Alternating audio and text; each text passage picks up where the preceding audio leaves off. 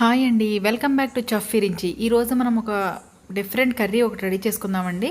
ఇది కంద కోడిగుడ్లు కలిపి పులుసు పెట్టుకుందామండి. ఇది చాలా టేస్టీగా ఉంటుంది. ముందుగా వీటికి కావాల్సిన ఇంగ్రీడియంట్స్ ఉడకబెట్టిన కంద, అలాగే ఉడకబెట్టిన కోడిగుడ్లు, టమాటా ముక్కలు 1 కప్పు మీడియం సైజ్, అలాగే ఉల్లిపాయ స్లైసెస్ 3 పచ్చిమిరపకాయలు, నానబెట్టిన చింతపండు, ఉప్పు, కారం, పసుపు, అలాగే 1 టేబుల్ స్పూన్ ధనియాల పొడి. ఇప్పుడు మనం స్టవ్ అంటించుకుని కడాయి పెట్టిన 2 టేబుల్ స్పూన్లు ఆయిల్ వేసుకుని అందులో పచ్చిమిరపకాయలు, ఆ తర్వాత ఉల్లిపాయ ముక్కలు యాడ్ చేసుకుని కొంచెం వేపుకుందామండి.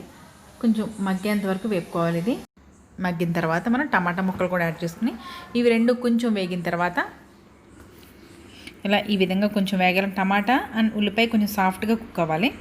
ఇలా ఇంకొంచెం కూడా కుక్ అవ్వచ్చు. ఇలా మనకి ఈ విధంగా అయిన తర్వాత మనం ఒకసారి 2 నుంచి 3 నిమిషాల వరకు మూత పెట్టుకుందాం. ఇలా మూత తీసి చూసరికి మనకి ఇందులో ఉండే వాటర్ తోటి కొంచెం సాఫ్ట్గా కుక్ అవుతుందండి. ఈ విధంగా సాఫ్ట్గా కుక్ అయింది. ఇందులో మనము ఎగ్స్ అలాగే కంద కూడా యాడ్ చేసేసుకుందాం. ఇలా ఈ 2 యాడ్ చేసేసుకుని ఇందులో మనం ఇప్పుడు కొంచెం ఇలా ఈవెన్గా కొంచెం మిక్స్ చేద్దాము అంతే.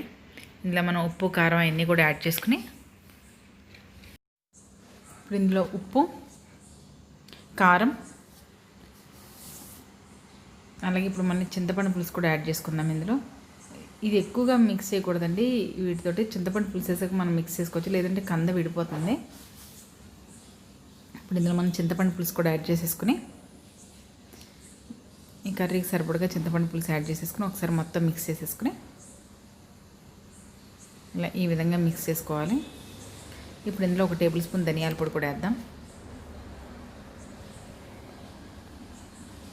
ధనియాల పొడి వేయడం వల్ల అంటే కర్రీ టేస్ట్ ఉంటుంది, అలాగే పులుసు కూడా చిక్కదనంగా వస్తుందండి. మనం మూత పెట్టేసుకుందాం. ఇప్పుడు 3 నుంచి 4 నిమిషాలు మూత పెట్టేసుకుందాం. మనకి ఈ విధంగా మరిగితే కంద ముక్క టేస్ట్ ఉంటుంది, అలాగే ఇందులో ఎగ్ కూడా చాలా టేస్ట్ ఉంటుందండి. ఇదైతే రైస్లోకే చాలా బాగుంటుంది. తినాలనుకున్న వాళ్ళు రవ్వన్నంలో కూడా తినొచ్చు.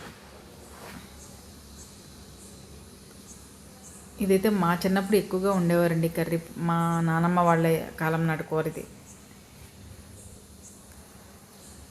ఇలా వచ్చిన తర్వాత ఇందులో మనం ఇప్పుడు ఒకసారి ఇలా మిక్స్ చేసుకుని కొత్తిమీర కూడా యాడ్ చేసేసుకుందాం. ఈ పులుసు ఇలా మరుగుతున్నప్పుడైతే చాలా మంచి స్మెల్, కమ్మగా స్మెల్ వస్తుందండి. ఎంతనమైనా దీంతో తినేసి ఇలాగ కొత్తిమీర యాడ్ చేసేసుకుని కొంచెం కొత్తిమీర, లైట్గా కరివేపాకు యాడ్ చేసేసుకుని మనం 2 నిమిషాలు మూత పెట్టేసుకుందాం. ఇప్పుడు అంతే, ఎంతో రుచిగా ఉండే కంద కోడిగుడ్లు కర్రీ అయితే రెడీ అయిపోయిందండి. అలాగే ఇందులో ఆయిల్ కూడా చాలా తక్కువ పడుతుందండి. మన హెల్త్కి కూడా ఆయిల్ అంత మంచిది కాదు కాబట్టి అప్పుడప్పుడు ఇలా ఆయిల్ తక్కువ ఉండే కర్రీస్ తినడం కూడా చాలా మంచిది. అలాగే మీరు కూడా ఒకసారి ఈ విధంగా కంద కోడిగుడ్లు పులుసు తయారు చేసుకుని మీ చిన్ననాటి జ్ఞాపకం ఒకసారి గుర్తు తెచ్చుకోండి. Thanks for watching my videos. అలాగే మరిన్ని ఈజీ అండ్ టేస్టీ రెసిపీస్ కోసం, డిఫరెంట్ రెసిపీస్ కోసం మన ఛానల్ని సబ్స్క్రైబ్ చేసుకోండి.